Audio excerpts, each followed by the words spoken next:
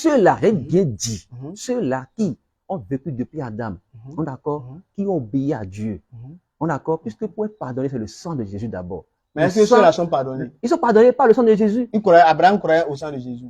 Pardon? Abraham là, est-ce qu'il croyait au sang de Jésus? S'il croyait au sang de Jésus. Abraham, c'est un pécheur. Hey! Il a besoin du sang de Jésus. Là, il est là. DDR Bénin. أعوذ بالله السميع العليم من الشيطان الرجيم بسم الله الرحمن الرحيم والصلاة والسلام على رسول الله. Assalamu alaikum wa rahmatullahi wa barakatuh. Chers membres du forum DDR, soyez les bienvenus. Aujourd'hui, encore une fois, toujours à la conquête de la vérité par la permission d'Allah, nous sommes retrouvés en face du frère Léonel, voilà. Donc, il est le représentant des chrétiens parce qu'il a dit qu'il n'est pas encore pasteur, il n'a pas le titre du pasteur. Pour être pasteur, il faut faire des études. Donc, le pasteur est en train de nous faire comprendre qu'en réalité, au Bénin, il n'y a pas encore un pasteur qui est au Bénin. Il n'y a pas encore tous les pasteurs qui sont au Bénin, c'est des faux pasteurs. Donc, nous sommes sur sa paroisse pour débattre avec lui. Et il va débattre face au frère chrétien qui s'appelle Faisal. Excusez-moi, au frère musulman qui s'appelle Faisal, que vous connaissez tous déjà. Donc, le thème du débat sera comment être sauvé. Comment faire pour être sauvé, selon la Bible. Donc, c'est sur ce que nous allons débattre et nous n'allons pas encore traîner trop beaucoup. Nous allons commencer rapidement. Et comment le débat va se passer? Ils auront 5 minutes d'introduction de part et d'autre. Et après, ils auront le développement de 10 minutes. Après les 10 minutes, bon, s'il y a encore truc là pour faire, ils vont faire des échanges directs de 40 minutes. Après, il y aura la conclusion. Et le débat va s'arrêter là, Inch'Allah. Donc, n'allons pas retarder encore. Monsieur Lionel, oui. Vous avez la parole pour 5 minutes, Inch'Allah. Ok, d'abord, je tiens à vous remercier beaucoup pour cette opportunité de pouvoir échanger sur la parole de Dieu. Et le thème que nous avons proposé est que dois-je faire pour être sauvé? Alors, le thème est libellé sous forme d'une question parce que c'est la question la plus importante que l'homme peut se poser aujourd'hui. Et dans la Bible, cette question a été posée pour la première fois dans le livre des Actes des Apôtres, au chapitre 2, le verset 37, lorsque pour la première fois, on voit que l'Esprit Saint est descendu sur les apôtres et ils ont proclamé la bonne nouvelle. Le salut est important. Vous savez, l'homme n'est pas seulement corps, et il est aussi âme et esprit. Et l'homme ne doit pas seulement penser que vivre dans ce monde est le pourquoi Dieu l'a créé, mais il doit y avoir une communion entre l'homme et Dieu. Et l'homme, au début, n'est pas créé mauvais, n'est pas créé dans le péché, n'est pas créé avec le péché, mais l'homme par la suite a désobéi à Dieu et sa désobéissance a conduit à la séparation. Et ce que nous appelons la mort. Et la mort dont nous parlons dans la Bible elle est d'abord spirituelle. Et quand on dit la mort, c'est une séparation. Donc, il n'y a plus de communion entre l'homme et Dieu. Vous voyez, Dieu étant un Dieu d'amour, a toujours voulu ramener l'homme toujours à la raison. Il a commencé cela à travers le proto-évangile dans Genèse 3, verset 15. Quand il a annoncé l'arrivée de Jésus qui viendra pour sauver l'humanité, Dieu est souverain. Et dans sa souveraineté, c'est le sang qui doit couler pour racheter le péché de tous les hommes et le sang de quelqu'un qui n'a jamais péché. Et dans ce monde, on n'a pas un être humain qui soit sans péché. Voilà pourquoi Dieu a pris corps. Il est venu dans ce monde en la personne de Jésus, que beaucoup appellent créature, alors qu'il est Dieu. On va y revenir plus tard. Et il a appris qu'il est mort pour le salut des âmes. L'objectif pour lequel nous sommes là, c'est de parler de la nécessité du salut. Alors, pourquoi le salut est important? Le salut est important pour trois raisons. Premièrement, parce que l'homme n'est pas fait seulement pour vivre dans ce monde. Deuxièmement, parce que l'homme a péché. Et troisièmement, parce que l'homme doit rendre compte à Dieu de toute la vie qu'il a menée. Alors, il nous faut revenir à Dieu. Et quand on parle du salut, le mot grec traduit par salut, c'est le mot zozo, qui veut dire être délivré. Délivré de quoi? Être délivré du péché. Donc, beaucoup de gens pensent aujourd'hui que le salut est lié au matériel. Le salut est lié à la protection. Non, le salut est lié plutôt à notre âme. Le péché nous a séparés de Dieu. Et lorsque quelqu'un reçoit le pardon des péchés, en ce moment, on peut dire que la personne là est sauvée. Donc, pour introduire le sujet, je tiens à dire que l'élément important dans notre sujet est plutôt la mort de Jésus. Voilà. Parce que sans la mort de Jésus, il n'y a pas de salut. Donc, j'aimerais terminer avec un verset dans la Bible, dans le livre de 1 Corinthiens, chapitre 15, le verset 19. Dans ce verset, voici ce que nous pouvons lire. Si c'est dans cette vie seulement que nous espérons en Christ, nous sommes les plus malheureux de tous les hommes. Si c'est dans cette vie seulement que nous espérons en Christ, nous sommes les plus malheureux de tous les hommes. Donc, ça veut dire que l'homme n'est pas fait seulement à vivre dans ce monde, mais il doit chercher son salut, le salut de son âme après son départ. Et celui-là qui offre le salut, c'est Jésus. Verset 20. Même maintenant, Christ est ressuscité des morts. Il est les prémices de ceux qui sont morts. La mort de Jésus donne le salut à tout homme. Merci beaucoup. Donc, vous avez fait 4 minutes 26 secondes. Donc, vous avez fait 4 minutes 26 secondes. Nous allons donner la parole à Faisal. Faisal, tu as 5 minutes pour l'introduction.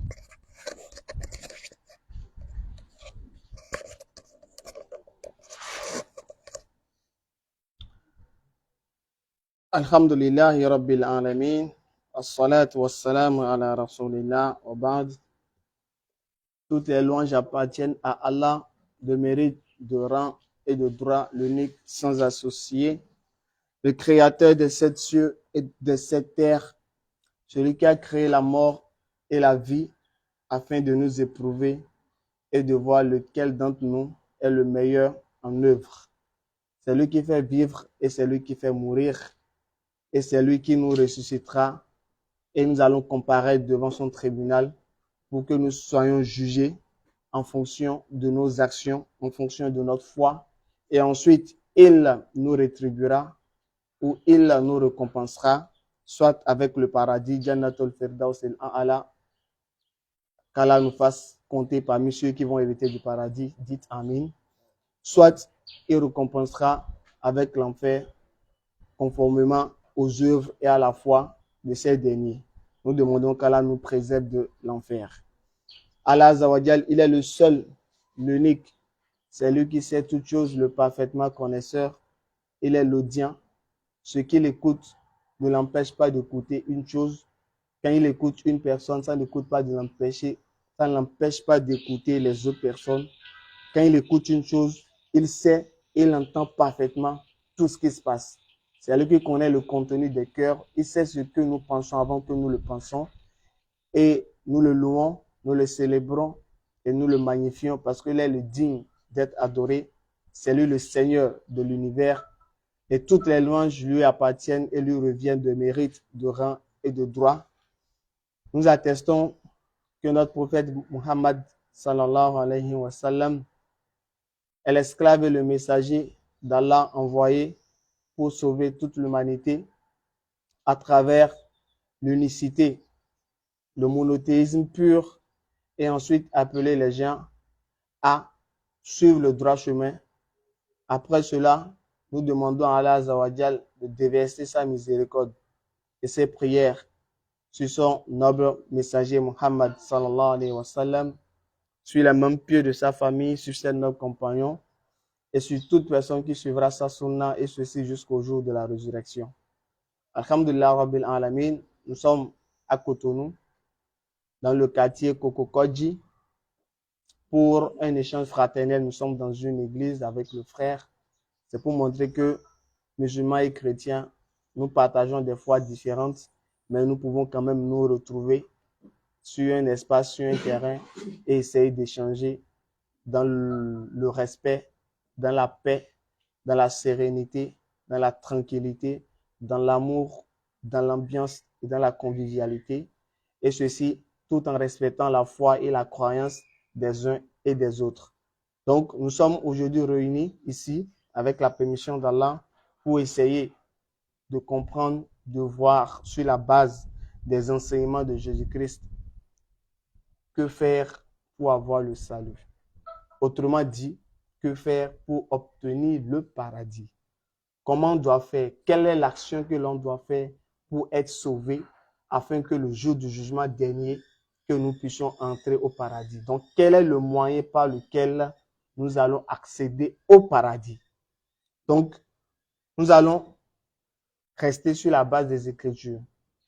Pour faire simple, l'Éternel Dieu dans la Bible, dans Amos 3, verset 5 et suite, on dit l'Éternel Dieu ne fait jamais rien sans avoir révélé son secret à ses serviteurs qui sont les prophètes. Donc, le secret du salut que Dieu révèle aux gens, il passe par les prophètes. Il passe par les prophètes pour révéler le moyen du salut. Donc, si on doit chercher par quel moyen nous serons sauvés, la meilleure façon de le savoir et la façon sûre, claire, sans ambiguïté, c'est d'aller voir quel est l'enseignement des prophètes sur le salut. Donc, on va baser beaucoup plus notre enseignement sur Jésus-Christ. Quel est le moyen du salut que Jésus-Christ nous a présenté sur la base des Écritures que nous retrouvons actuellement dans la Bible. Donc, sur ce, je vais m'en arrêter là. Je remercie le frère pour son introduction. Donc, on va lui laisser la parole pour la suite. Salam alaikum wa rahmatullah wa barakatuh.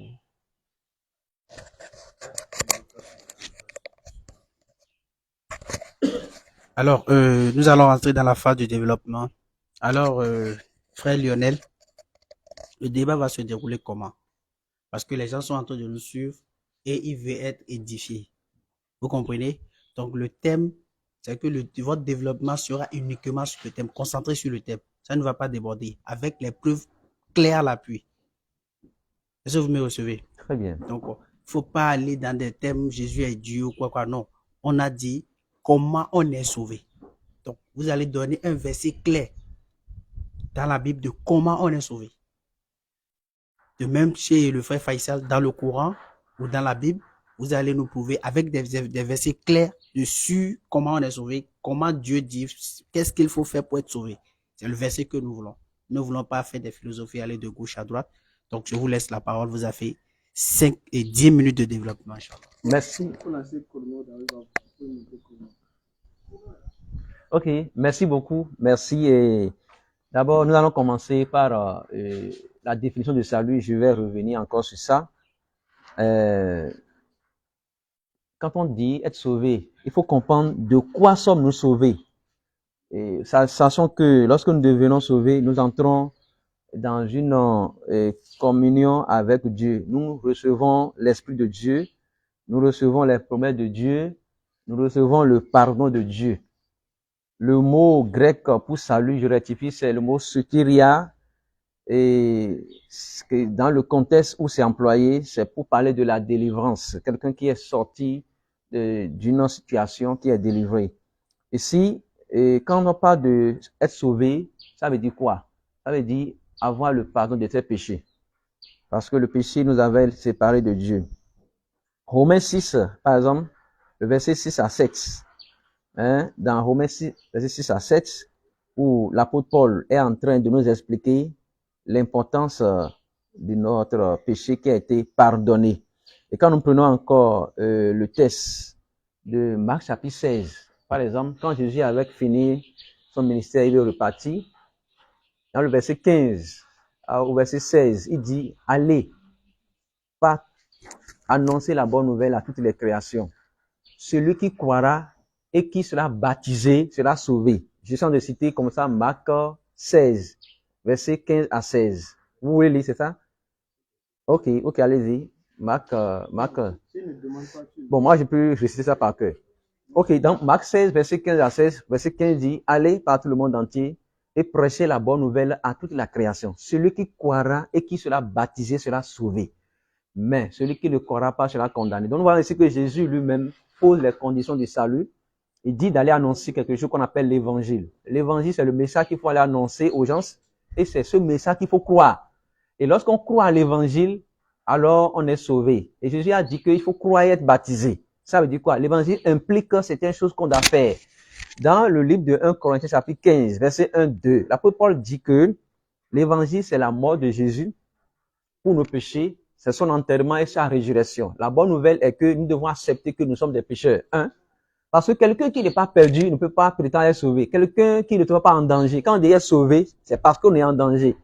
Celui qui n'est pas en danger ne peut pas prétendre être sauvé. Donc, nous devons reconnaître que nous sommes en danger. C'est-à-dire, nous sommes séparés de Dieu, nous sommes dans le péché. Et l'homme ne peut pas se sauver lui-même. La Bible dit que l'homme ne peut pas faire une œuvre pour se sauver. Les bonnes œuvres ne peuvent pas sauver l'homme. Dans Éphésiens 2, verset 8, il dit que personne ne peut être sauvé parce qu'il pratique les bonnes œuvres. Ça veut dire quoi? Les hommes doivent accepter le don de Dieu, le salut de Dieu. On est d'accord? Et ce salut est accepté à travers l'obéissance. C'est pourquoi Jésus a dit d'aller dans le monde entier. Tout le monde doit entendre la parole. Il a dit l'évangile. On est d'accord? Et cet évangile-là, il faut accepter les conditions de l'évangile. Croire en l'évangile, se faire baptiser et maintenant on est sauvé.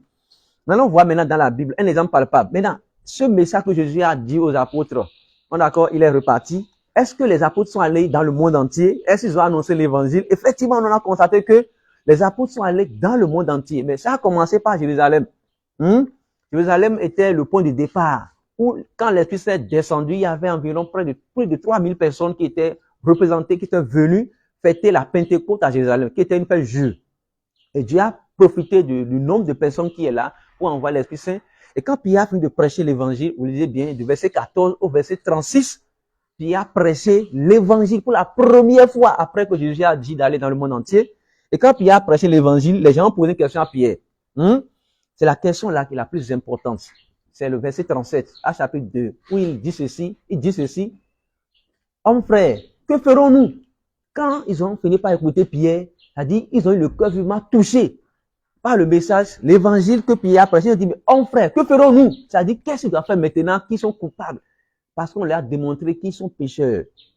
C'est eux qui ont crucifié le Seigneur Jésus. Et qu'avant qu'ils ne soient pardonnés, il faudrait qu'ils reviennent se connecter à Dieu. Ils disent, mais qu'est-ce qu'il faut faire? C'est là que Pierre a fait référence à ce que Jésus leur avait dit dans Marc chapitre 16. Pierre leur dit, dans Actes chapitre 2, je cite maintenant le verset 38, Pierre leur dit, je cite, répentez-vous et que chacun de vous soit baptisé au nom de Jésus pour le pardon de vos péchés et vous recevez le don du Saint-Esprit. Vous voyez? Alors, Pierre leur a servi une réponse très simple. Il dit d'abord, répentez-vous à la question qu'ils ont posée, qu'est-ce qu'ils doivent faire pour être sauvés? Pierre leur dit, répentez-vous. Pourquoi Pierre leur dit de se repentir? Parce que j'étais des pécheurs. Celui à qui on enseigne la repentance, c'est parce que la personne est dans le péché. Répentez-vous et que chacun de vous soit baptisé au nom de Jésus pour le pardon de vos péchés. Vous voyez? Et vous recevrez le don du Saint-Esprit. Et quand nous évoluons un peu dans le verset 41, on a dit, toujours à chapitre 2, dans le verset 41, on a constaté que 3000 personnes ont accepté de se faire baptiser le même jour. 3000 personnes. Et ils se sont fait baptiser. Et au verset 47, toujours à 2, on les a appelés des personnes sauvées. Ça veut dire quoi? Ce que Jésus a annoncé dans Marc chapitre 16, verset 15 à 16, d'aller prêcher la bonne nouvelle à toute la création. Les apôtres l'ont prêché. Les gens qui ont accepté l'évangile, ils ont cru, ils sont baptisés et ils ont été sauvés. Alors, si nous nous basons sur ça, nous pouvons tirer quelques conclusions rapidement. Pour être sauvé, il faut mener au moins 5 pas. Premièrement, pour être sauvé, il faut écouter d'abord l'évangile. On est d'accord?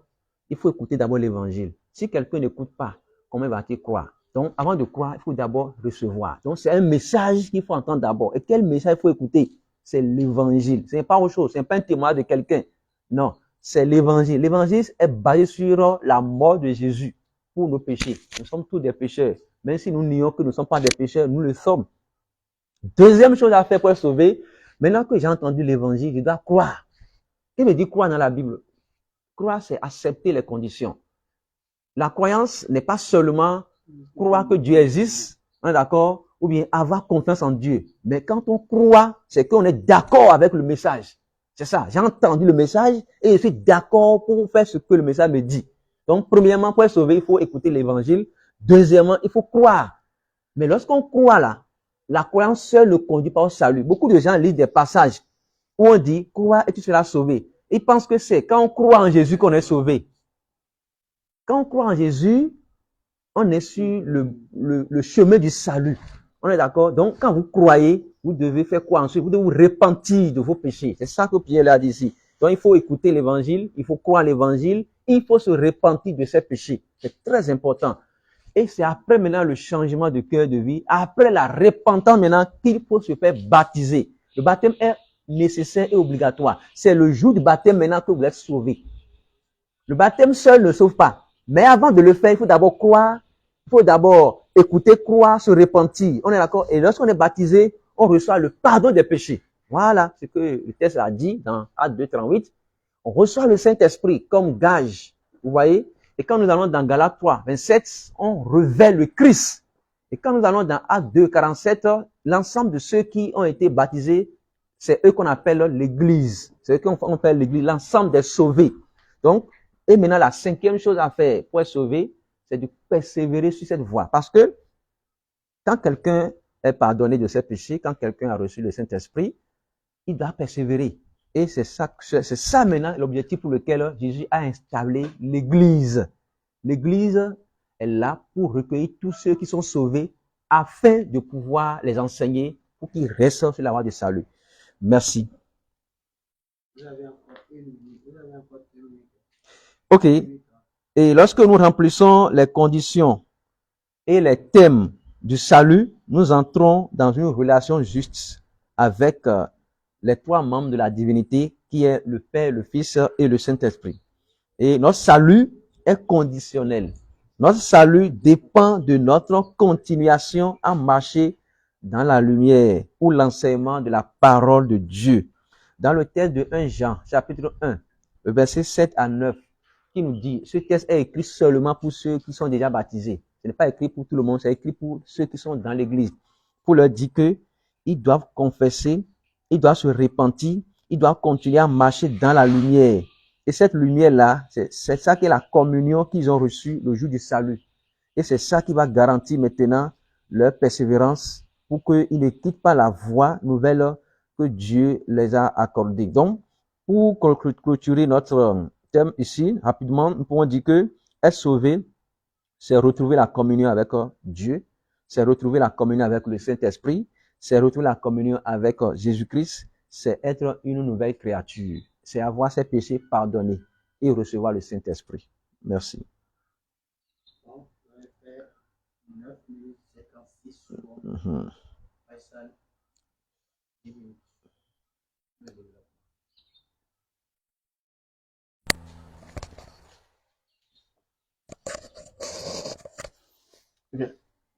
Alhamdulillah Rabbil Alamin wa salatu wa salam ala Rasulillahi wa ba'd. Donc, je remercie le frère pour son exposé, son développement. D'accord? Donc, très rapidement, ce que moi j'aimerais dire, je vais commencer par de la fin et ensuite remonter sur ce qu'il a dit. Rapidement, il a dit, pour être sauvé, il faut 5 conditions, parmi lesquelles il a cité, écouter d'abord l'évangile. Donc, ce qui veut dire, la condition sine qua non pour être sauvé n'est nullement la mort de Jésus-Christ. Premier point. Il a dit ensuite, si tu écoutes l'évangile, maintenant il faut croire en l'évangile. Toujours, il n'a pas mentionné croire en la mort de Jésus. Ensuite, il a dit la repentance. Quand il a souligné l'effet repentance, il est revenu sur, je vais revenir sur la réponse de Pierre. Quand Pierre a répondu comment est-ce qu'on devait être sauvé, que lui-même il a donné. Il a dit quoi? Pierre leur a dit quoi? Repentez-vous pour le pardon de vos péchés. Donc Pierre même prêche l'obtention du salut par la repentance. des mauvaises actions. La repentance veut dire quoi? Abandonner le péché et se sacrifier pour l'adoration de l'éternel Dieu. Et Jésus-Christ lui-même, lorsqu'il est venu, quels étaient ses premiers mots qu'il a dit? Jean-Baptiste lui-même, quand il annonçait l'arrivée du Seigneur, quand Jésus-Christ lui-même est venu, il a dit quoi? Repentez-vous, car le royaume de Dieu est proche. Quand il lui dit, le moyen par lequel on doit être sauvé, selon Pierre, ce qu'il a dit, il faut la repentance, abandonner les mauvaises actions, le péché, et maintenant se former et se forcer à adorer l'éternel Dieu dans ce qu'il nous ordonne. Donc ce n'est nullement la mort de Jésus-Christ.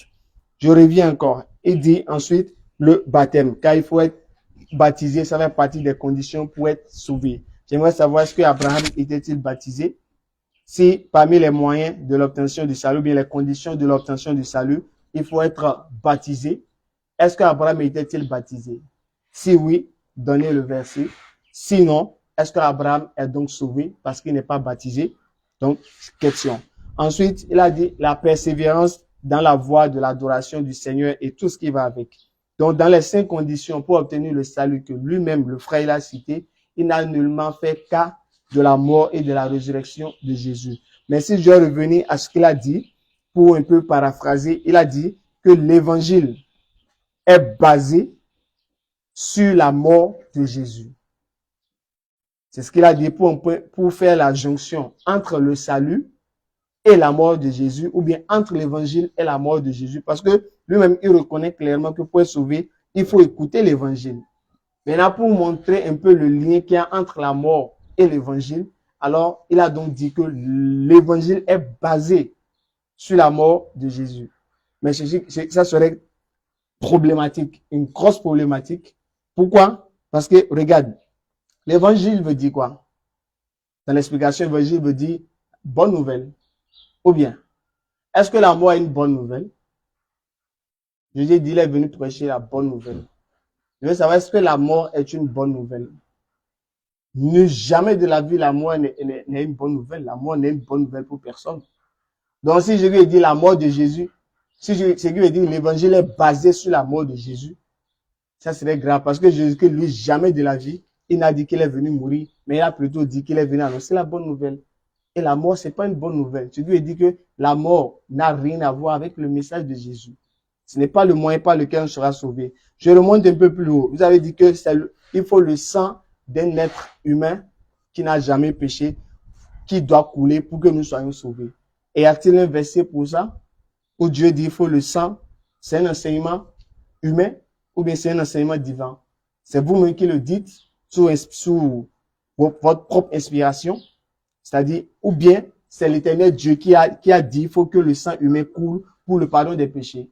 Donc, il faudrait donner un verset pour ça, où Dieu dit il faut que le sang humain coule. Ou bien c'est vous-même qui le dites. Essayez de situer ceux qui nous suivent. Ensuite, vous avez dit, lorsqu'on croit à l'évangile, on est sauvé. C'est différent de lorsqu'on croit à la mort de Jésus-Christ. Paul et Pierre lui-même, lorsqu'il a posé la question à Jésus-Christ, qu'est-ce que Jésus-Christ a dit? Dans Luc 1, je crois, Luc 1, 69 et suite, il dit, les disciples se sont mis à partir. Les gens partaient lorsque Jésus-Christ a fini de prêcher. Maintenant, les apôtres, eux, ils étaient là. Et Jésus-Christ leur pose la question. Mais vous, est-ce que vous n'allez pas partir? Vous êtes toujours là? Pierre dit quoi? À qui irions-nous? Tu as les paroles de la vie éternelle. Il n'a pas dit tu as la mort, mais on croit en ta mort, tu es venu mourir. Non, tu as les paroles de la vie éternelle. Donc, je reviens, je continue. Ensuite, il a dit que, Paul dit que l'évangile est la mort de Jésus. Mais c'est Paul qui le dit. Mais est-ce que c'est Jésus qui l'a dit? Non. Tu crois en Jésus, bien tu crois en Paul. C'est Jésus croit, c'est Jésus tu crois, bien c'est Paul tu crois. Alors que Jésus-Christ a dit quoi? Dans Luc 10, verset 16. Celui qui vous écoute, dans Luc 10, verset 16, et celui qui vous écoute, m'écoute, celui qui vous rejette, me rejette, et celui qui me rejette, rejette celui qui m'a envoyé. Dans le livre de Jean, Jésus-Christ dit, l'envoyé n'est pas plus grand que l'envoyeur. Donc, celui que Jésus envoie, il ne peut pas être plus grand que Jésus. Ni le disciple plus grand que le maître. Je veux dire, s'il y a deux enseignements, il faut prendre pour celui qui est l'envoyeur. Jésus-Christ a envoyé, il est l'envoyeur pour vous, selon Paul, quand bien même nous, on n'est pas d'accord. Mais Jésus-Christ n'a jamais enseigné que l'évangile, c'est sa mort. Sinon, pourquoi Jésus-Christ maudit alors celui qui va le livrer pour qu'il meure? Pourquoi il le maudit? dans Jean 19, verset 11. Jésus-Christ maudit celui qui va le livrer à la croix. Donc, je veux dire, Jésus-Christ est en train de maudire l'évangile, parce que l'évangile, c'est la mort de Jésus. Maintenant, celui qui va occasionner cette mort, Jésus-Christ maudit quelqu'un qui croit, ou bien quelqu'un qui va croire en l'évangile. Alors qu'il est censé venir apporter cette bonne nouvelle qui est, selon toi, ou bien selon vous, peut-être la mort. Donc, Jésus-Christ maudit celui qui croit en sa mort, qui est censé être l'évangile. Tu vois qu'il y a problème. Et il dit, il vaudrait mieux pour lui qu'il ne soit pas né. Alors Jésus-Christ s'oppose-t-il au salut? Et voudrait-il pas que les gens soient sauvés en maudissant celui qui va commettre l'acte, qui va l'amener à la croix? Donc, essayez de nous expliquer. Ensuite, si je veux rebondir rapidement, Jésus-Christ, Père de Dieu sur lui, il a dit simplement comment obtenir le salut. Il me reste 4 minutes, ok. Jésus-Christ, dans Jean 17, verset 3, verset simple qu'on répète chaque fois. Or, la vie éternelle est qu'ils te connaissent, toi, le seul vrai Dieu, et celui que tu as envoyé, Jésus-Christ. Or, la vie éternelle, c'est-à-dire le paradis, consiste à ce qu'ils te connaissent, toi, le seul vrai Dieu, et celui que tu as envoyé, Jésus-Christ. Pour avoir la vie éternelle, Jésus-Christ, il a dit tout simplement comment faire. Depuis dans Jean 18, verset 18 et suite à 20, Jésus-Christ a dit, il n'a rien dit en secret. Il a toujours parlé ouvertement au monde dans les synagogues. L'enseignement de Jésus, il a dit, il n'a rien dit en secret. Ce qu'il va dire, c'est simple. Tout le monde comprend. Mais Jésus-Christ, Père de Dieu sur lui, dans Marc 9, verset 30 à 31 et suite, on dit que Jésus ne parlait de sa mort qu'en privé avec ses disciples, ses apôtres. Donc, quand Jésus-Christ devait parler de sa mort, il ne parlait qu'en privé. Donc, s'il parle en privé, alors que c'est cette mort qui est censée sauver l'humanité, alors qu'il est venu pour l'humanité selon vous, mais comment ça se fait que Jésus-Christ, le moyen par lequel l'humanité sera sauvée, il ne le prête seulement qu'à ses disciples? Est-ce que c'était les disciples seuls qui avaient besoin d'être sauvés? Donc, si la mort de Jésus-Christ était le moyen par lequel on serait sauvé, normalement, il ne devait pas seulement prêcher sa mort en privé. Sinon, donnez-nous un seul verset où Jésus-Christ, lorsqu'il prêchait à la foule, parce que Jésus a prêché à la foule, donnez-nous un seul verset où Jésus-Christ, en prêchant à la foule, il a mentionné sa mort. Un seul verset. Il me reste combien de minutes? 1 minute. 2. Donc, donnez-nous un seul verset où Jésus-Christ, lorsqu'il prêchait à la foule, il a prêché sa mort. Quand Jésus-Christ parlait de sa mort et sa résurrection, il ne parlait qu'en privé, sur lui et ses apôtres. Et encore, ce qui est étonnant, bon, après, je vais te poser la question quand on va rentrer là-bas. D'accord? Si on revient encore, Jésus-Christ, Père de Dieu sur lui. Lorsque dans Luc 18, verset 18 et suite, on dit l'un des scribes posa la question à Jésus, bon maître, que dois-je faire pour avoir la vie éternelle? Et qu'est-ce que Jésus-Christ a répondu? Qu'est-il écrit dans votre loi? Il a rappelé, tu aimeras le Seigneur de tout ton cœur, de toute ton âme, de toute ta force et de toute ta pensée, et tu aimeras ton prochain comme toi-même. Et c'est par la suite que c'est venu. Il a mentionné les œuvres. Il a dit, prends ton argent, distribue-le aux pauvres. Toi, tu dis qu'on ne peut pas être sauvé sur la base des œuvres. Alors que Jésus lui-même, il mentionne ça. Dans Matthieu 25, verset 33 et suite, Jésus dit, le jour du jugement dernier, il va séparer les boucs et les brebis. Les boucs, là, c'est ceux qui ont marché selon la volonté de Dieu. J'étais malade et tu m'as rendu visite. J'avais faim, tu m'as donné à manger. J'avais soif, tu m'as donné à boire. J'étais nu, tu m'as vêtu. Donc, par conséquent, ta destination, c'est le paradis. Et les autres, là, c'est le contraire. Donc, c'est sur la base des œuvres que Jésus-Christ a disqualifié les boucs des brebis, c'est-à-dire les habitants du paradis et les habitants de l'enfer. Et vous dites que les œuvres ne servent à rien. Donc, Jésus-Christ ici, il nous a menti. Les 10 minutes sont terminées. Alors, on va vous accorder encore 10 minutes. Ok. Ok. Vous avez 10 minutes. Ok, merci beaucoup. Et d'abord, je remercie mon frère avec qui je suis en train de faire le débat. Merci pour son tempérament aussi et sa lucidité dans les Écritures, c'est bien. Mais j'ai constaté qu'il n'a pas fait l'exposé. Il ne s'est pas préparé. Il a juste attaqué mon thème. Il a juste levé des questions. Je me disais, est-ce que c'est le moment des questions? Sinon que moi, j'ai exposé d'abord. Mais pour les questions que vous avez posées, je vais répondre à certaines, peut-être avec le temps, les autres viendront. Vous avez demandé en quoi l'évangile basée sur la mort de Jésus. D'abord, il faut que nous définissions ce qu'on appelle l'évangile. Hein? C'est Jésus qui a dit d'aller prêcher l'évangile. Et la Bible même définit ce qu'on appelle l'évangile. Quand on dit l'évangile, ça veut dire quoi? Ça veut dire bonne nouvelle. La mort de Jésus est une bonne nouvelle. Pourquoi? C'est une très bonne nouvelle. Parce que c'est cette mort-là qui permet la vie des autres. Vous voyez, on accompagne la mort de Jésus à la mort des brebis qu'on tuait pour que le peuple soit pardonné dans l'Ancien Testament. Je voudrais juste lire les passages bibliques pour être un peu plus clair. Dans 1 Corinthiens chapitre 15, verset 1 à 5. Je vais lire verset par verset. Suivez avec moi. Je vous rappelle, frères, ici, qui parle? C'est le Saint-Esprit qui parle. Parce que la Bible n'est pas que ça c'est Paul qui a parlé, ça c'est Jésus qui a parlé. Non, tout à l'heure, le frère a cité un verset où Jésus a dit, celui qui vous écoute, m'écoute. Ça veut dire que ce que Paul dit vient de Jésus. C'est pas Paul qui s'est levé et qui a commencé par écrire. Et Jésus a promis l'inspiration. Il a dit que le Saint-Esprit va les conduire dans toute la vérité et que ce qu'ils diront, ce n'est pas leur parole. Donc, comme on n'est pas là pour parler de l'inspiration de la Bible, mais je tiens à dire que ici, c'est Christ qui parle par Paul. Il dit ceci. 1 Corinthiens 15. Je vous rappelle, frères, l'évangile que je vous ai annoncé, que vous avez reçu, dans lequel vous avez persévéré et par lequel vous êtes sauvés. Si vous le retenez tel que je vous l'ai annoncé, autrement, vous aurez cru en vain. Ici, on mentionne que l'évangile a été annoncé, les gens l'ont reçu, parce que, puisqu'ils l'ont reçu, ils ont persévéré dans cet évangile, et c'est par cet évangile qu'ils sont sauvés. Bien sûr, bonne nouvelle. On dit, si vous le retenez tel que je vous l'ai annoncé, c'est-à-dire que si on retient l'évangile dans les thèmes, mais lorsqu'on va au-delà, ça ne conduit plus au salut. Autrement, vous aurez cru en vain. Et il va expliquer maintenant ce qu'il met dans l'évangile. C'est ça, le verset 3 et 4 vont expliquer. Je vous ai enseigné avant tout, comme je l'avais reçu, que Christ est mort pour nos péchés selon les Écritures, et qu'il a été enseveli et qu'il est ressuscité le 3e jour selon les Écritures. C'est ça ce que l'évangile, c'est ça l'évangile. Il faut croire en la mort de Jésus. C'est une bonne parce que cette mort-là a délivré beaucoup de personnes de la mort. Il faut qu'il meure pour que nous ayons la vie. Il y a plusieurs passages qui attestent que la mort de Jésus est la vie pour nous autres.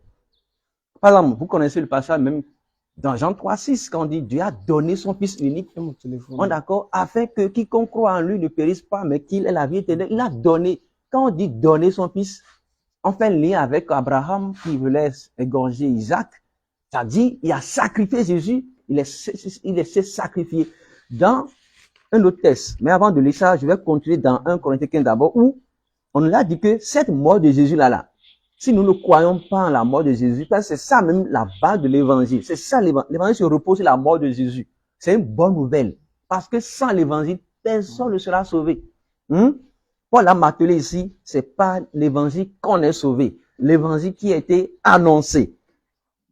Dans le verset 19, toujours dans le livre de 1 Corinthiens, je vous lis le verset 12 d'abord, je descends, on est d'accord? Or, si l'on prêche que Christ est ressuscité des morts, comment quelques-uns parmi vous disent-ils qu'il n'y a point de résurrection des morts? Ici, l'Église est dans une zone où il y avait les philosophes qui ne croyaient pas à la résurrection des morts quand on leur enseigne l'Évangile. Donc, ici, Paul dit quoi? Si l'on prêche que Christ est ressuscité des morts, comment quelques-uns parmi vous disent qu'il n'y a point de résurrection des morts? Ça veut dire que ce qu'on prêche, on prêche la mort de Jésus et sa résurrection. C'est ça qu'on prêchait à Corinthe ici. Et Paul dit, verset 13, s'il n'y a point de résurrection des morts, Christ non plus n'est pas ressuscité.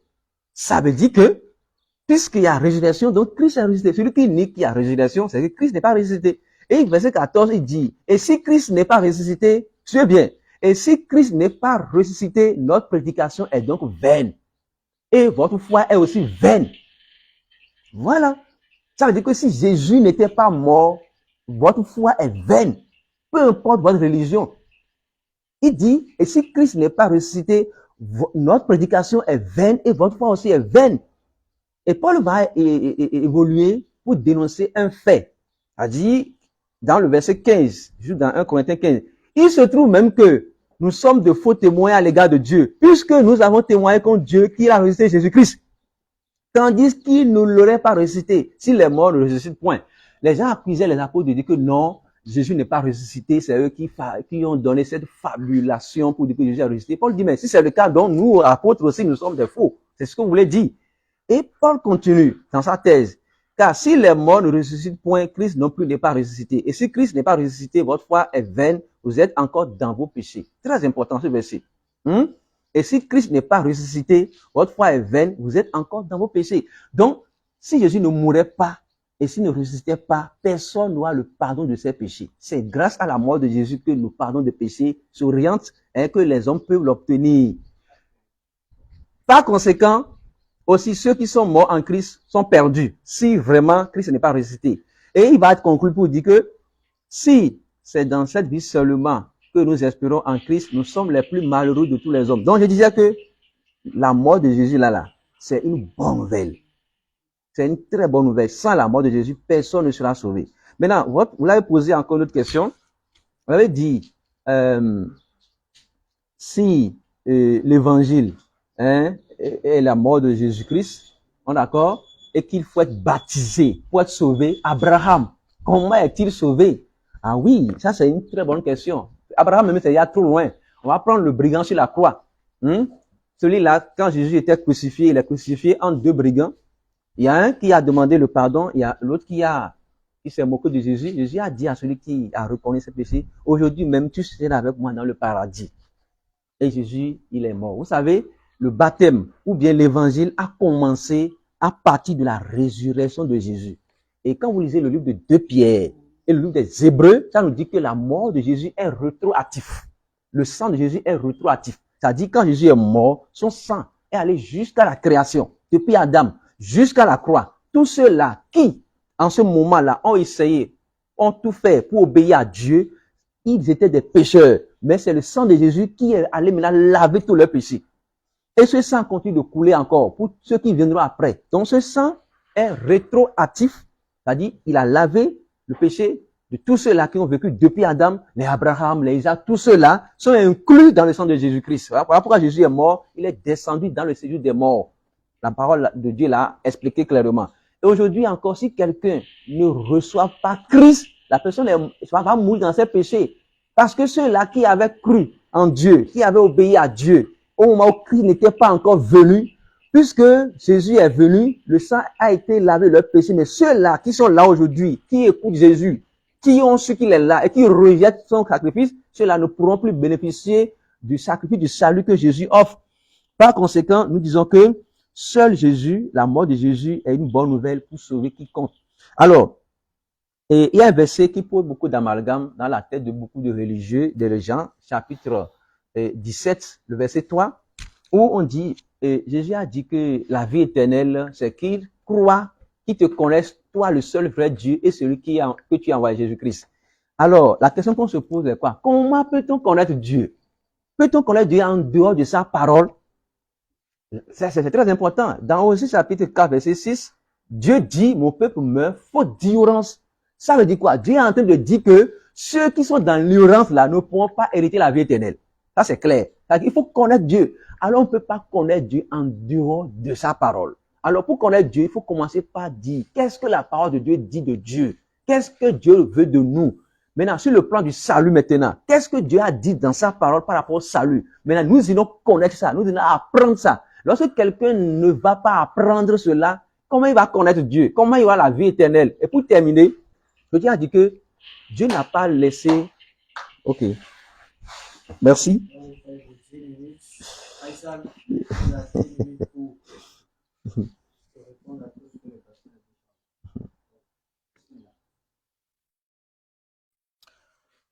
C'est bon? Alhamdulillah Rabbil Alamin wa salatu wa salam ala Rasulillah wa ba'd. Le frère, il a dit, il a réitéré avec la ferveur, avec l'amour, avec le plaisir, avec la motivation que la mort de Jésus, c'est une très, très, très bonne nouvelle, Masha'Allah. Dans la mort de Jésus, c'est une bonne nouvelle. J'aimerais savoir ce que tu aimes Jésus, au fait. C'est comme si, par exemple, je viens et je te dis, nous, on aime nos mères, n'est-ce pas? Quand on vient nous annoncer la mort d'un être qu'on aime, c'est une bonne nouvelle pour nous? Quand on vient nous annoncer la mort d'un être, quelqu'un qu'on aime là, on vient nous annoncer sa mort, c'est une bonne nouvelle ou bien c'est une triste nouvelle? Répondez au fait. Et quand on vient nous annoncer la mort de quelqu'un qu'on aime là, c'est censé être une bonne nouvelle pour nous ou bien une mauvaise nouvelle? Et c'est une mauvaise nouvelle. En tout cas, si tu aimes la personne, c'est une mauvaise nouvelle. Mais toi, tu dis la mort de Jésus là, c'est une bonne nouvelle. Autrement dit, conclusion, le frère n'aime pas Jésus. Donc, on a compris, tu n'aimes pas Jésus, tu détestes Jésus. Jésus n'est rien pour toi. C'est pourquoi sa mort, ça t'enchante. Non, Jésus est mort, tu sautes champagne. C'est pas normal. Pour quelqu'un qui est venu mourir pour toi, et toi, tu ne l'aimes pas, ça, c'est pas bien. Voilà. Ensuite, quand il dit la mort de Jésus est une bonne nouvelle, qu'est-ce que Jésus-Christ a dit? Tu vas voir dans quelle catégorie Jésus a mis ceux qui voulaient qu'il meure là. Il a dit quoi dans Jean 8, verset 40 et suite? Verset 40 à 44. Pourquoi cherchez-vous à me faire mourir? Donc Jésus demande pourquoi on veut accomplir la volonté de Dieu. Pourquoi on veut appliquer ce que la volonté, ce que l'évangile dit. Jésus pose la question, pourquoi toi tu veux que Jésus meure? Isaïe demande, pourquoi cherchez-vous à me faire mourir? Pourquoi toi tu veux que Jésus meure? Il dit, vous voulez plutôt accomplir l'œuvre de votre père, le diable. Jésus-Christ dit, tous ceux qui veulent de sa mort là, ce sont les enfants du diable, les sympathisants du diable. Donc si toi tu veux que Jésus meure, et que tu es pour sa mort, sache que Jésus te met dans la catégorie de ceux qui sont traités de fils d'enfants du diable. Donc, toute personne qui est à la fois basée sur la mort et la résurrection de Jésus, il fait la volonté du diable. Et rien ne le concerne avec Jésus. Ensuite, il dit que ce que Paul, quand je prends Luc 10, verset 16, que c'est, il a pris ça pour dire, Jésus a envoyé, Jésus dit, celui qui vous écoute, m'écoute. Mais quand Jésus disait ça là, Paul était là-bas. Quand tu sais à qui Jésus dit, celui qui vous écoute, m'écoute. Est-ce que Paul était là-bas? Paul n'était pas là-bas, rien ne concerne Paul. C'est Paul qui allait s'imaginer pour dire qu'il a vu Jésus dans une vision. Encore la vision, elle est contradictoire. D'accord? Et en plus, si on veut se baser sur ce que toi tu dis, que ce que Paul dit, c'est ça Jésus dit. Paul a dit ça. Que ce que Jésus dit là, c'est ça lui dit. Paul a dit ça. On va poser la question à Paul lui-même. Qu'est-ce que Paul nous a dit? 2 Corinthiens 11, verset 17. Ce que je dis, avec l'assurance de me glorifier, je ne le dis pas selon le Seigneur, mais comme par folie. Paul dit quoi? Ce que je dis, avec l'assurance de me glorifier, je ne le dis pas selon le Seigneur. Ça dit, il parle selon Jésus. Lui, il dit, ne parle pas selon Jésus. Pourquoi toi, tu manges sur Paul? C'est pour Paul qui est vrai, mais c'est pour toi qui est vrai. On prend pour Paul, bien pour toi. Après, Paul nous dit quoi? Dans Romains 3, verset 7. Et si par mon mensonge, la vérité de Dieu éclate. Donc, Paul montre qu'il y a la vérité de Dieu, et lui, il a son mensonge qui est là. Mais si lui parle pas la volonté de Dieu, bien, il parle sous l'inspiration de Jésus, selon toi. Donc, je veux dire, quand Paul ment là, c'est Jésus qui a l'origine de cela. Je veux dire, Jésus et Paul sont tous des menteurs. Parce que Paul lui dit, si par son mensonge. Donc, Paul lui-même reconnaît qu'il y a du mensonge dans ce qu'il dit. Donc, Paul n'a jamais été inspiré par Dieu, nulle part. Ensuite, il dit, lorsque Jésus-Christ était à la croix, selon Luc 23, 39, Matthieu 27, verset 44 et suite, il dit qu'il y a les brigands. Comme moi, j'ai parlé d'Abraham. Fallait me donner la situation d'Abraham. Est-ce qu'Abraham est sauvé parce qu'il n'est pas baptisé? Et pour Abraham, là, je veux. Pourquoi tu n'as pas répondu à ça? Tu allais tomber sur celui qui est le brigand qui était à la croix. D'abord, par rapport au brigand, il y a convergence, il y a divergence. L'autre on dit c'est un seul brigand qui est insulté, l'autre dit c'est les deux. Peut-être qu'on va rentrer dans l'échange direct, tu vas me dire si c'est un ou bien si c'est les deux. Lequel est vrai et lequel est faux. Donc si on revient, Jésus-Christ a dit quoi? À l'autre brigand qui a cru en lui, il a dit quoi? Il a dit, tu seras, aujourd'hui même, tu seras avec moi au paradis, non? Ou bien. Mais juste après, dans Jean 20, verset 16, après la supposée résurrection de Jésus, selon vous, il est venu 3 jours après. Mais quand il est venu 3 jours après, quand Marie de Magdala l'a vu, et que Marie de Magdala a cru que Jésus était déjà mort et ressuscité, quand elle a voulu toucher Jésus, qu'est-ce que Jésus l'a dit? je ne suis pas encore, ne me touche pas, je ne suis pas encore monté vers mon Père. Alors, pourquoi il dit au brigand qu'aujourd'hui même là, ils seront ensemble au paradis, mais 3 jours après, il dit qu'il n'est pas encore monté. C'est-à-dire qu'il n'est pas encore mort, 3 jours après. Et je ne suis pas encore monté vers mon Père. Alors qu'il avait promis aux brigands, aujourd'hui même, ils seront ensemble dans le royaume de Dieu. Mais 3 jours après, ils ne sont pas toujours dans le royaume de Dieu. Pourquoi Jésus a menti aux brigands? Pourquoi il a menti pour lui dire, ils seront ensemble, 3 jours après, il l'a amené nulle part? Pourquoi? Après, il faut répondre à ça. Et ensuite, tu dis que non, moi, je n'ai pas exposé, que moi, j'ai posé des questions, et toi, tu ne t'attendais pas à ça, ou bien, après, tu vas répondre. Non, c'est un échange, et c'est un dialogue. S'il y a des questions à poser dans ton intervention, je pose mes questions, et je développe, je continue. C'est comme ça se passe. Ensuite, tu dis que, écoutez, hein, il a dit que le sang de Jésus est rétroactif. Moi, je n'ai jamais vu le terme rétroactif d'abord dans la Bible. Il faut donner un verset. On dit le sang de Jésus, là, c'est rétroactif. Il faut donner un verset. Le sang de Jésus est rétroactif, là. Il faut donner un verset, là, dans la Bible. Pourquoi tu n'as pas soutenu ça avec un verset? Alors qu'à la base, on a dit, on se base sur les tests. Montre là où Jésus a dit, mon sang est rétroactif. Il faut montrer le verset, là. Donc, tous ceux qui sont morts avant Jésus, là, le sang de Jésus est allé verser sur eux là-bas dans le séjour des morts. Quand Dieu a ramené le séjour des morts, qu'est-ce que le livre de Sophonie 3, verset 9 dit? Ceux qui sont morts là, leur mémoire ne sert à rien. On dit, eux là, on ne peut plus rien faire pour eux. Sophonie 3, verset 9. Tu n'as pas lu ça. Il faut lire vos tests, c'est vos tests. Sophonie, ou bien on va lire. Frère, posez-moi Sophonie 3, verset 9. On va lire ensemble, tu vas voir que ceux qui sont morts, ceux qui sont dans le séjour des morts, eux là, on ne peut rien faire pour eux. Donc, même si Jésus était mort, son sang ne peut rien faire pour ceux qui sont déjà morts avant Jésus là. Je veux dire, s'il y a des gens qui sont morts avant Jésus et que c'est le salut passe par la mort et la résurrection de Jésus, tous ceux qui sont morts avant Jésus là, ils vont en enfer eux tous. Parce que eux, la Bible dit que si quelqu'un est mort, c'est fini, on ne peut rien faire pour lui. Vas-y, et leur mémoire est oubliée. Vas-y, Sophonie 3, 9. Sophonie 3, verset 9. Allons-y. Alors je donnerai au peuple Vas-y. des lèvres pures. Ben, Sophonie 9, verset 3. Faut voir Sophonie 9, verset 3. Sophonie, ça s'arrête à 3, ça m'a fait. Faut voir 2. Sophonie 2.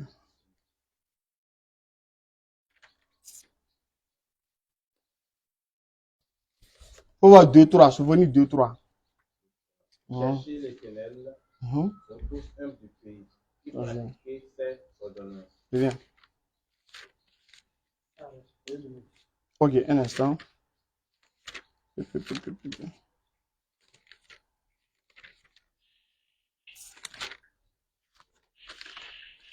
De Sophonie. C'est le de Sophonie. Attends, je vais évoluer. Après, je vais ramener le verset. Après, je vais ramener le verset. Je crois que c'est dans le livre de Sophonie. Le verset m'échappe. Donc, pour ne pas perdre du temps, après, je reviens. Il a dit, voilà. Il a dit, Jean 3,16, car Dieu a tant aimé le monde qu'il a donné son fils. Pour la recherche, tu peux recherche, oublier, mémoire, oublier. Donc, il dit que Dieu a tant aimé le monde qu'il a donné son fils. Il a dit, donner a le même sens que le sens de Abraham. Mais pour Abraham, là, pourquoi Dieu a refusé? Est-ce que Abraham a sacrifié le sang humain? Est-ce que c'est sacrifice de sang humain Abraham a fait? Si c'est la même chose, là. Est-ce que c'est sacrifice de sang humain Abraham a fait? Et quand Abraham voulait sacrifier son fils, le sang humain, là, pourquoi Dieu a refusé? C'est ça, pourquoi Dieu refuse le sacrifice de sang humain pour Abraham? Et lui-même vient faire le contraire de ce qu'il a refusé. Il accepte maintenant sacrifier lui-même. Si on suppose que Jésus est Dieu lui-même. Donc Dieu refuse qu'on lui sacrifie le sang humain, mais lui-même vient sacrifier son propre sang humain. Ou bien Dieu refuse qu'on sacrifie le sang humain d'un innocent qui n'est pas son fils, mais lui-même là, il prend son fils et sacrifie le sang innocent de son propre fils. Pourquoi Dieu fait ça? Non, Dieu ne peut pas faire ça là. Ensuite, je reviens pour continuer. Il a dit qu'on est sauvé par la mort et la résurrection de Jésus. Il a pris les propos de Paul. Ok, encore une fois, Paul n'a jamais parlé sous inspiration divine. Donc, je crois que on va. Mon temps est fini, non? Ok.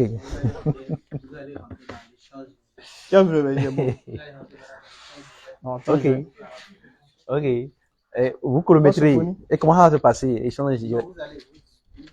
Non, et je n'ai pas les débats houleux, quoi. Tel qu'on a fait là, c'est bon. Non, c'est pas houleux. On va échanger maintenant de Ok. façon positive, d'accord? Ok. Bon, moi, j'ai des Donc, tu me préoccupations. voilà, tu me poses, je réponds, et ensuite Oui. je te pose, tu réponds. Vas-y, on y Oui. va. Bon, vous avez dit, Mhm. sinon, dans votre intervention, j'ai noté beaucoup de choses qui vous échappent. Mhm. Et On y je ne va. crois pas qu'un débat comme On y ça va. est suffisant pour vous Non, donner c'est toute Nouveau la Testament, lumière. c'est pas ancien, Hein? c'est nouveau. Et parce qu'il y a des questions que vous soulevez et Ecclésiastique 9, Ecclésiaste 9, c'est ça. que je souhaiterais que nous traitons C'est ça. cela en Ecclésiaste détail 9, 5. Vas-y, et allons-y. pas à pas. On est Allons-y, d'accord? allons-y. Bien. D'abord, vous avez dit que Paul n'a jamais parlé sous l'inspiration. C'est la Bible, non? Hein? C'est Paul même qui a dit. Hein. Et non, on va lire ces textes-là. On va lire. On va lire. Ok. Là, il dit qu'il 2 n'a Corinthiens jamais. 11, verset 17. 2 Corinthiens, verset 17. Faut positionner chez toi. Ok. Bon. D'accord? Et je réponds bien, vous répondez. Non, on C'est va moi qui d'abord réponds, lire non? ce que Paul a dit d'abord. Ok. 2 Corinthiens Toi, tu es 11. d'accord? Je ne suis pas d'accord. Ok. Bon, on va lire ce que Paul a dit. Je ne 2 suis pas Corinthiens d'accord. 11. Et 2 Corinthiens 11, c'est 11, ça, hein? chapitre 11, quoi. Ok. Oui. Verset 17. Faut lire verset 17. Ok. Verset 17. Donc, je vais faire rapidement un crochet pour donner le verset. Oui. C'est Ecclésiaste 9, verset 5. Mhm. Je vais lire rapidement, d'accord, avant que tu vas chuter. Ok, allez-y. Les vivants, en effet, savent qu'ils mourront, mais les morts ne savent rien. Ce que je dis, tous ceux qui sont morts avant Jésus, ils savent même pas si Jésus est venu mourir pour eux. Ils savent pas. Toi, tu dis, ils savent. D'accord. Et il n'y a pour eux plus de salaire. Il n'y a rien qu'on puisse faire pour eux, puisque leur mémoire est oubliée. Donc, Ok. tous ceux qui sont morts avant Jésus, selon la Bible, si c'est que le salut est basé sur la mort de Jésus, eux tous, ils vont en enfer parce qu'ils ne connaissent rien. Tu es Ok. d'accord avec ça? Non. Aïe, Je vais c'est dire vous. pourquoi. Parce que vous avez mal compris le verset. D'accord, explique-moi. Très bien. Voilà. Donc, je vais lire mot à mot, tu vas expliquer. Non, pas besoin de lire. Non, on doit lire le texte. Non, je vous donne le contexte. Non, attends, je vais lire le Ici, texte le d'abord. texte parle de la mort, n'est-ce pas? Voilà. Il a dit Des morts, non? les morts. Voilà. Mais il y a quelque chose que vous devez Ils ont dit comprendre. quoi pour les morts? Non, On dit- ce que tu as dit là. Mais les morts ne savent rien. Oui, quand quelqu'un meurt là, Hmm. c'est fini pour la personne. C'est fini, non? On est d'accord. Donc, Jésus ne peut rien faire pour lui. Non. Mais qu'est-ce que le texte Il dit? faut comprendre quelque chose. Il ne faut pas que ça dit et on fait ce qu'on appelle le greffage. Non, j'ai dit, on va lire le texte. Non, il ne faut pas prendre ce verset là, par exemple, là, et généraliser. Il n'y a pas généralisé. D'abord, le verset dit quoi? Mais les morts ne savent rien. Est-ce que les morts savent que Jésus est venu mourir pour eux? Mais ils ne Oui, savent rien. ils savent. Donc, le verset est faux. Le verset n'est pas faux. Donc, ils ne savent pas. Ils savent. Aïe. Oui, Mais le verset dit ils ne savent pas. Ils Toi, savent, dis, ils savent. Donc, le verset a menti. Ils savent. Le verset ne ment pas et les morts savent. Je vais vous dire Ils savent, non? Hmm. Mais le verset dit quoi? Le verset dit que les morts ne savent pas ce qui va arriver. Donc, ils ne savent pas. Mais là, qu'est-ce qu'ils Non. ne savent pas? Ils ne savent rien. On a dit rien. Quel type de mort? Non, attends. Les morts dont on parle, on dit les vivants, en effet, savent qu'ils mourront. C'est lequel mot on parle? Les vivants là, c'est qui? Moi, donner la parole. Oui, on échange. Ok, maintenant, Les vivants là, c'est qui?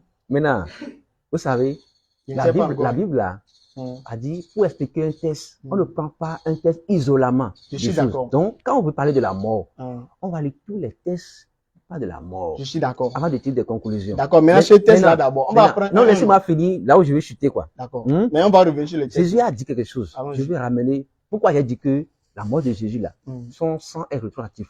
Oui. Je veux prouver ça. C'est toi qui as dit bien, c'est la Bible. Non, la Bible a dit. C'est Faut pas donner moi le qui l'ai verset dit. là Non, d'abord. on va aller posément. Oui, donne le verset Non, d'abord. j'ai pas fait de verset. Allez. Allons posément. On est ici à moi, non? Oui, faut donner le verset où Jésus a dit son sang est rétroactif. On n'a pas encore fini de parler de ceci. Oui, on est dedans. Hmm. Tout Maintenant, ça va dans le même sens. Maintenant. D'abord, l'affirmation que tu as fait, faut d'abord donner le verset avant qu'on continue. Tu vas laissez-moi développer. finir d'abord un avant d'aller vers deux. Maintenant, vous avez dit, ce que vous avez lu là, j'aime t'expliquer le verset. D'accord. Vas-y.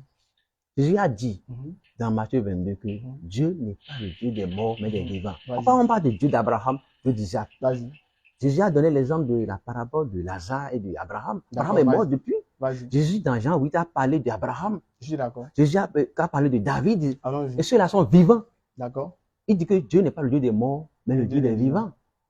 Ça veut dire que quand on meurt... Matthieu 22, verset combien? Bon, Matthieu 22, pas du verset 30. On est d'accord? On va dire Vas-y. ça. Quand il y avait l'histoire où... Exactement, c'est 30. vous connaissez l'histoire Oui, où vas-y. une femme a pris cette Marie, voilà, Allons-y. voilà, vous connaissez. Maintenant, Jésus a dit que Dieu n'est pas le Dieu des morts, mais le Dieu des vivants. Alors que Abraham n'est plus, alors que Isaac n'est plus. Oui. Et il dit, ceux-là, là, ils ne sont pas morts. D'accord. Donc, il faut que nous mettons le mot mort dans le contexte pour comprendre. D'accord. Si nous sommes dans ce contexte-là, Mhm. la mort, quand il meurt, c'est fini. D'accord. Mais nous parlons de l'être humain. Celui qui connaît Dieu ne meurt pas. D'accord. Je suis d'accord. On est d'accord? Il Je ne suis meurt pas. d'accord. Maintenant, ceux-là, j'ai bien dit, Mhm. ceux-là qui ont vécu depuis Adam, Mhm. on est d'accord? Mhm. Qui ont obéi à Dieu. Mhm. On est d'accord? Puisque pour être pardonné, c'est le sang de Jésus d'abord. Mais Le est-ce que sang- ceux-là sont pardonnés? Ils sont pardonnés par le sang de Jésus. Abraham croyait au sang de Jésus. Pardon? Abraham là. Est-ce qu'il croyait au sang de Jésus? S'ils croyaient au sang de Jésus. Abraham. Abraham, c'est un pécheur. Hey! Il a besoin du sang de Jésus. Abraham. Attends. Non. Écoutez, ça vous paraît bizarre.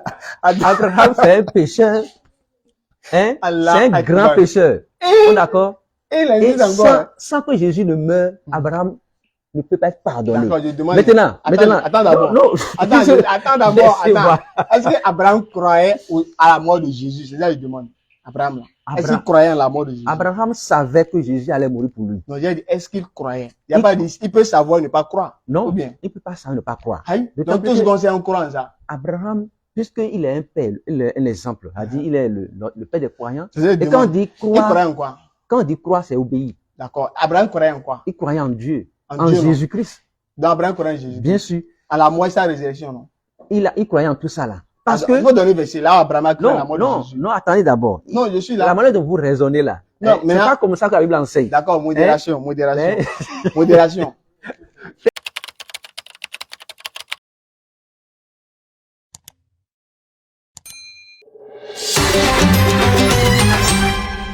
DDR Bénin.